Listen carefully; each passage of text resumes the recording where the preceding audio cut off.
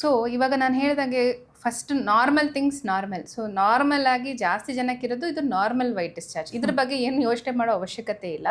ಅದು depending upon the person. ಕೆಲವರಿಗೆ ಕಡಿಮೆ ಇರುತ್ತೆ, ಕೆಲವರಿಗೆ ಜಾಸ್ತಿ ಇರುತ್ತೆ, ಕೆಲವರಿಗೆ ಬೇರೆ ದಿವಸ ಏನು ಇರೋದೇ ಇಲ್ಲ, ಬರೀ ಅದು ನಾ ಹೇಳದ್ನಲ್ಲ ಪೀರಿಯಡ್ ಮುಂಚೆ, ಪೀರಿಯಡ್ ಆದಮೇಲೆ, ಆಮೇಲೆ ಮಿಡ್ ಸೈಕಲ್ ಅಷ್ಟೇ ಇರುತ್ತೆ. ಕೆಲವರಿಗೆ ಥ್ರೂ ಔಟ್ ದ ಸೈಕಲ್ ಇರುತ್ತೆ.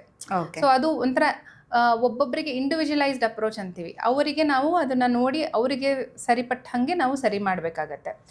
ಡೇಂಜರ್ ಸೈನ್ಸ್ ಅಂದರೆ ನಾನು ಹೇಳ್ದಂಗೆ ತುಂಬ ಹೊಟ್ಟೆ ನೋವುದು, ಪೀರಿಯಡ್ಸ್ನಲ್ಲೂ ತುಂಬ ಹೊಟ್ಟೆ ನೋವು ಬರೋದು, ಆ ಥರ ಇದ್ದರೆ ನಾವು ಯೂಟ್ರಸ್ ಅಥವಾ ಸರ್ವಿಕ್ಸ್ ಗರ್ಭಕೋಶದ್ದೇನಾದರೂ ಇನ್ಫೆಕ್ಷನ್ ಇದೆಯಾ ಅಂತ ಯೋಚನೆ ಮಾಡ್ತೀವಿ. ಇಚ್ಚಿಂಗು, ಕಡ್ತ, ನವೆ ಇದ್ದಾಗ ನಾವೇನು ಅನ್ಕೋತೀವಿ ವೆಜೈನಲ್ಲಿ ಏನಾದರೂ ಇನ್ಫೆಕ್ಷನ್ ಆಗಿದೆಯಾ ಅಂತ ಅನ್ಕೊತೀವಿ. ಮತ್ತು ಬಣ್ಣ ಬದಲಾವಣೆ, ಈಗ ನಾನು ಹೇಳ್ದಂಗೆ ತಿಳಿ ನೀರಿನ ಥರ ಅಥವಾ ಹಾಲಿನ ಥರ ಡಿಸ್ಚಾರ್ಜ್ ಇದ್ದರೆ ನಾವು ದಟ್ ಈಸ್ ನಾರ್ಮಲ್. ಅದ್ರ ಬದಲು ಮೊಸರು ಥರ ಇದ್ದು ಆಮೇಲೆ ತುಂಬ ಕಡ್ತಾ ಇದ್ದರೆ ಆ ಥರ ಇದ್ದಾಗ ಅದು ಇನ್ಫೆಕ್ಷನ್ನ ಸೂಚನೆ. ಅದು ಫಂಗಲ್ ಇನ್ಫೆಕ್ಷನ್ ಸೂಚನೆ ಆಗುತ್ತೆ. ಕೆಲವು ಸಲ ಒಂಥರ ನೊರೆ ಥರ ಡಿಸ್ಚಾರ್ಜ್ ಬಂದು ಒಂಥರ ಯೆಲ್ಲೋ ಗ್ರೀನಿಶ್ ಥರ ಬಂದರೆ ಅದು ಬ್ಯಾಕ್ಟೀರಿಯಲ್ ಇನ್ಫೆಕ್ಷನ್ ಸೂಚನೆ ಕೊಡುತ್ತೆ.